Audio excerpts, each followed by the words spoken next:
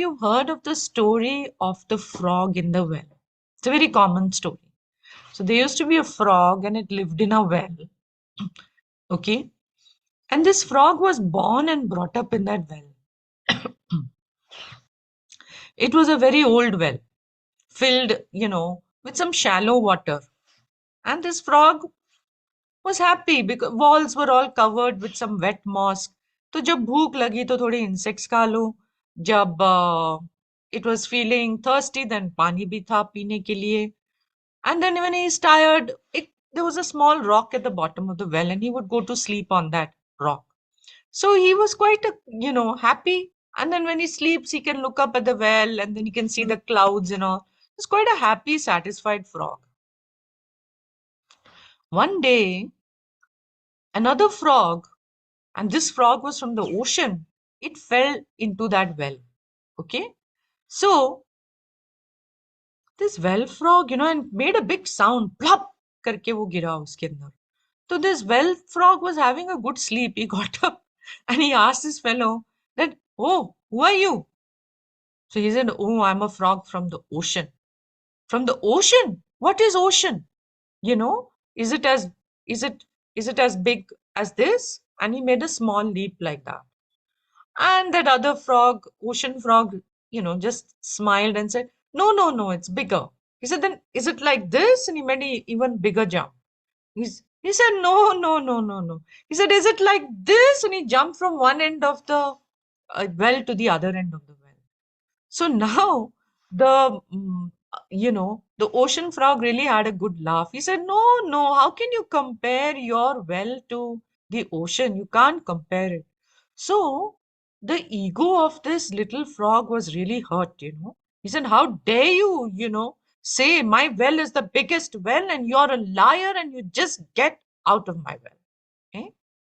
So we could laugh at this little frog, but we won't laugh so much because all of us are a little bit like that frog, They're like the well frog. Why?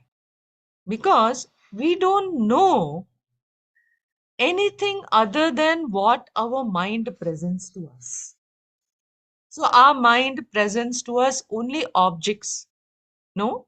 So objects, various objects of the world, our body, our mind, it presents all these objects to us.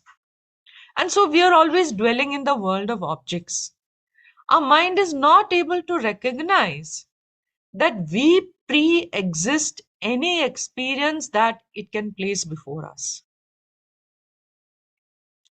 I exist first. I, consciousness, exists first. And only then knowing any object, whether it's an object of the world or whether it's a thought or whether it's even God. If you, consciousness, are not there, how will you know even God? Right? So, not only our mind does not know that I am here first and that I pre exist every experience, the mind also does not know that the nature of my pre existence, who am I? So, our mind is the well in which we dwell, like that frog. So, we have a mind well, and we just don't know how to get out of this mind well, this well of our mind. And sometimes this mind well is very dark, and not knowing how to jump out of the mind well can mean lifetimes of being stuck in a very dark well. And supposing it's not very dark, there's a lot of light streaming into that well. Even then, one would still not know what it is, to be on the other side of the well. So we are so blessed by this tradition of Vedanta, Advaita Vedanta, that tells us boldly that our fundamental existence is free of the mind well, totally free of it. So we don't have to live, in this dark mind well, believing it to be our reality.